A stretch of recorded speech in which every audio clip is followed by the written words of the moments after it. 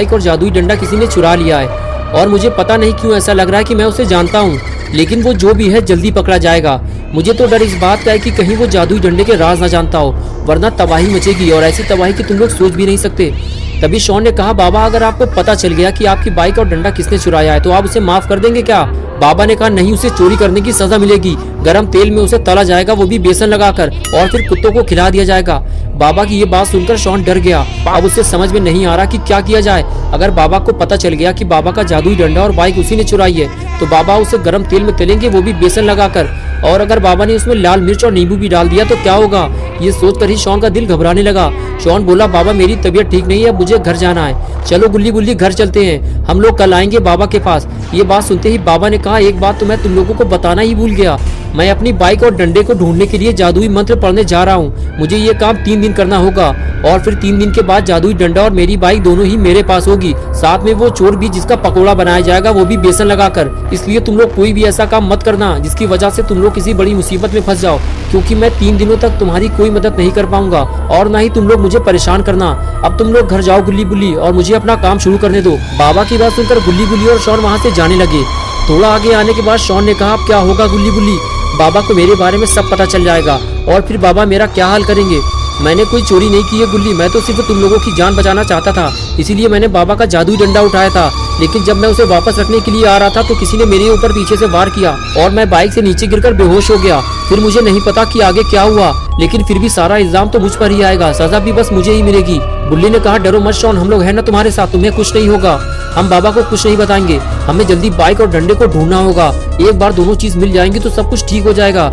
बुल्ली बोला, हाँ शॉन, बुल्ली सही कह रहा है, हमारे पास अभी 3 दिन का टाइम है। हमें 3 दिन से पहले दोनों चीजें ढूंढ निकालनी है और बाबा को लाकर देनी है। इससे बाबा भी खुश हो जाएंगे और उन्हें कुछ पता नहीं चलेगा। शॉन ने कहा, लेकिन बुल्ली ये सब होगा कैसे? ये इतना भी आसान नहीं होने वाला जितना कि तुम समझ रहे हो। बुल्ली ने कहा, हाँ शॉन, ये आसान नहीं होगा, लेकिन हमें पता लगाना ही होगा कि बाबा का जादुई डंडा किसके पास है, क्योंकि हम सब इसमें फंसे हुए हैं। हम सच जानते हैं लेकिन फिर भी बाबा से छुपा रहे हैं। चलो अब जल्दी गाड़ी में बैठो, घर चलकर हम सबको मिलकर प्लान तैयार करना होगा। और फिर तीनों गाड़ी में बैठकर घर की तरफ जाने लगे। शॉन की उल्टी गिनती अब शुरू हो चुकी है क्योंकि बाबा ने जादुई मंत्र पढ़ना शुरू कर दिया है। अगर गुल्ली गुल्ली और शॉन सही वक्त पर जादुई डंडा और बाइक नहीं ढूंढ पाए तो शॉन पकड़ा जाएगा और साथ में गुल्ली गुल्ली भी। लेकिन गुल्ली ने अचानक गाड़ी क्यों रोक दी? ये तो रॉड है, लेकिन ये यहाँ क्या कर रहा है, वो भी पलटे हुए ट्रक के पास। गुल्ली गुल्ली और शॉन तीनों रॉड के पास जाने लगते हैं। तभी गुल्ली कहता है कि तुम लोग यहीं रुको, मैं इसका तबला बजाऊंगा। और फिर गुल्ली आगे बढ़कर रॉड के टकली मार देता है। ये देखकर गुल्ली और शॉन को भी मजा आ जाता है। कुछ देर के लिए तो सारा माहौल ही बदल जाता है। गुल्ली गुल्ली और शॉन अपना सारा दुख दर्द भूल जाते हैं। तभी रॉड कहता है कि तुम लोग आज बहुत खुश लग रहे हो, लगता है किसी पार्टी से आ रहे हो। बुल्ली कहता है, नहीं रॉड, ऐसा नहीं है, हम लोग एक बड़ी मुसीबत में फंसे हुए हैं। बाबा लंगोटी लाल की बाइक और डंडा चोरी हो गया है। शॉन उसे चुपके से उठा लाया था हमें बचाने के लिए, वो भी बिना बाबा से पूछे। लेकिन जब ये उसे वापस रखने जा रहा था तभी किसी ने रास्ते में इसे डंडा मारकर बेहोश कर दिया। फिर बाइक और डंडा छीन लिया गया। रॉड ने कहा, इसमें डरने की कोई बात नहीं है, मेरे पास दादाजी का एक पुराना डंडा रखा हुआ है, मैं तुम्हें उसे दे दूंगा और तुम बाबा को दे देना, बस तुम्हारी टेंशन खत्म। गुल्ली ने कहा, हमें किसी अगलू पगलू आदमी का डंडा नहीं चाहिए रॉड, वो बाबा का जादुई डंडा था, अगर वो किसी गलत आदमी के हाथ लग गया तो न जाने क्या होगा। शॉन बोला, सिर्फ 3 दिन का टाइम है रॉड, बाबा ने जादुई मंत्र पढ़ना शुरू कर दिया है, ये पता लगाने के लिए कि उनकी कुटिया से डंडा और बाइक कौन चोरी करके ले गया है। 3 दिन बाद बाबा को मेरे बारे में पता चल जाएगा कि मैंने ही दोनों चीज बाबा से पूछे बिना उठाई थी। रॉड ने कहा, तुम लोग बाबा से सच क्यों नहीं बता देते हो, मुझे लगता है बाबा तुम लोगों को माफ कर देंगे। गुल्ली बोला, हाँ यही तो मैं भी इससे कह रहा था, लेकिन डर के मारे ये बताना नहीं चाहता, इसे डर है कि बाबा इसको गर्म तेल में बेसन लगाकर फ्राई कर देंगे।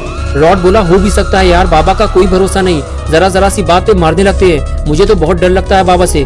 तभी बुल्ली ने कहा, लेकिन रॉड तुमने ये तो बताया ही नहीं कि तुम इतनी रात में यहाँ क्या कर रहे हो। रॉड बोला, इधर से जाते हुए मुझे ये पलटा हुआ ट्रक दिखाई दिया तो मुझे लगा कि किसी का एक्सीडेंट हुआ है, इसीलिए मैं रुककर ये देखने लगा और देखते ही मैं पहचान गया, ये ट्रक तो ग्रैंडपा चलाते हैं। रॉड की बात सुनते ही गुल्ली गुल्ली और शॉन के होश उड़ गए। शॉन ने कहा, इसका मतलब कि ये सारा काम ग्रैंडपा का है और यहाँ कोई एक्सीडेंट नहीं हुआ है रॉड, ये ट्रक तो बाबा ने पलटाया है। शॉन और रॉड आपस में बात कर ही रहे होते हैं, तभी खूनी पिग वहाँ आ जाता है और ये चारों लोग उसे देखने लगते हैं। खूनी पिग गुल्ली और बुल्ली से कहता है कि मैं तुम्हारे घर गया था लेकिन किसी ने दरवाजा ही नहीं खोला, इसीलिए मैं बाबा के पास जा रहा था, अच्छा हुआ तुम लोग रास्ते में ही मिल गए, जल्दी चलो मेरे साथ, मैं कुछ दिखाना चाहता हूँ तुम लोगों को, टाइम बहुत कम है।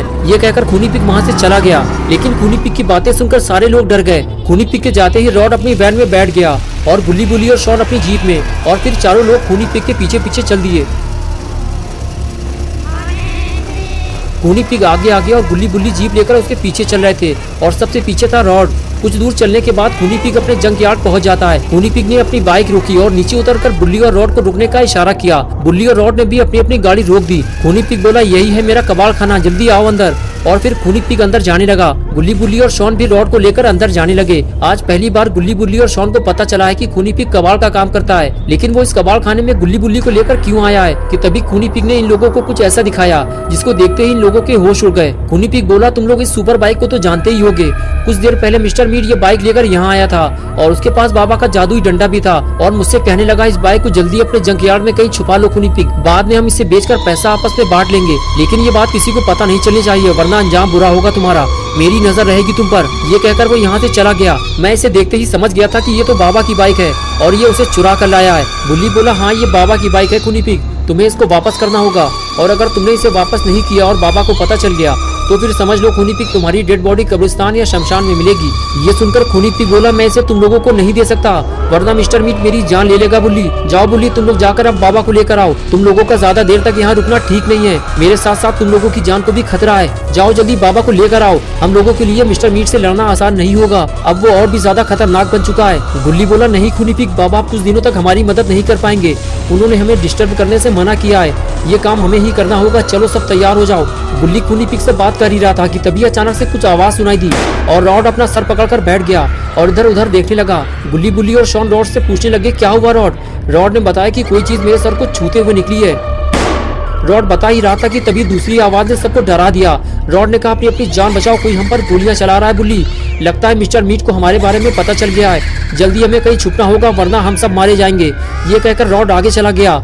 गुल्ली बुल्ली और शॉन भी रॉड के पीछे पीछे जाने लगे। इस तरह चारों लोग अपनी जान बचाते हुए ये देखने की कोशिश कर रहे थे कि उन पर गोलियां कौन चला रहा है। तभी शॉन ने कहा, खूनी पिग को क्या हुआ है, वो कुछ बोल क्यों नहीं रहा? और फिर सभी लोग खूनी पिग को देखने लगते हैं। तभी बुल्ली धीरे धीरे खूनी पिग की तरफ आगे बढ़ने लगता है और उसे देखकर गुल्ली और शॉन भी खूनी पिग के पास चले आते हैं। बुल्ली देखते ही समझ जाता है कि खूनी पिग को गोली लगी है।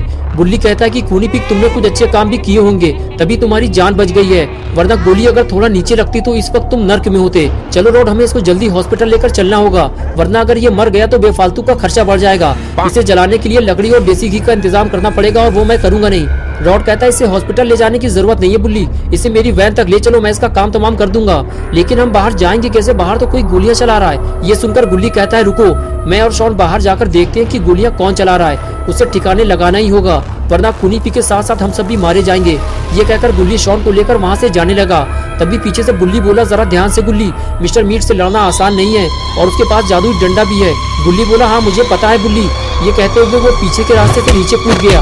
उसे देखकर शॉन भी वही करता है, लेकिन वो गधे की तरह नीचे गिर जाता है। गुल्ली उसे उठाता है और फिर दोनों आगे जाने लगते हैं। अच्छा हुआ शॉन को चोट नहीं लगी वरना एक और नई मुसीबत खड़ी हो जाती।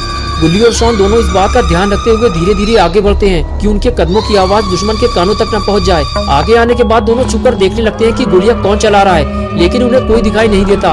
बस वहाँ एक अनजान कार खड़ी हुई दिखाई देती है जो पहले बार नहीं थी। शॉन कहता है, वहाँ तो कोई नहीं है, लेकिन वो कार किसकी है? गुल्ली कहता है, लगता है शूटर उसी गाड़ी से आए थे शॉन, वो खूनी पिग को निपटा कर भाग गए हैं, चलो आगे चलकर देखते हैं। और फिर दोनों डरते हुए धीरे धीरे आगे बढ़ते हैं, लेकिन गोलियां चलना बंद हो चुकी हैं। गुल्ली को यकीन हो जाता है कि वो जो भी था शायद वो चला गया है या उसकी गोलियां खत्म हो चुकी हैं, वरना अब तक वो इन दोनों पर फायर कर चुका होता। शॉन कहता है, चलो गुल्ली, हमें वो कार देखनी चाहिए, तभी हमें पता चलेगा कि गोलियां चलाने वाला कौन था। गुल्ली कहता है, नहीं शॉन, अब हमें वापस चलना होगा, हमारे पास टाइम ज्यादा नहीं है। खूनी पिग का इलाज अगर सही वक्त पर नहीं हुआ तो वो मर जाएगा, चलो जल्दी निकलो यहाँ से। ये कहते हुए गुल्ली अंदर जाने लगता है, लेकिन शॉन उसके पीछे नहीं जाता। उसे तो बस उस कार की पड़ी है, वो देखना चाहता है कि वो गाड़ी है किसकी, इसलिए वो अकेले ही उस कार की तरफ आगे बढ़ने लगता है। तो दोस्तों, क्या होगा गुल्ली बुल्ली और शॉन का? क्या शॉन कार देखकर शूटर को पहचान जाएगा या फिर शॉन कोई बड़ी मुसीबत में फंस जाएगा? ये सब हम देखेंगे पार्ट 2 में। दोस्तों, पार्ट 2 देखने के लिए वीडियो को लाइक करें, चैनल को सब्सक्राइब करना और बेल आइकन प्रेस करके ऑल नोटिफिकेशन ऑन करना ना भूलें।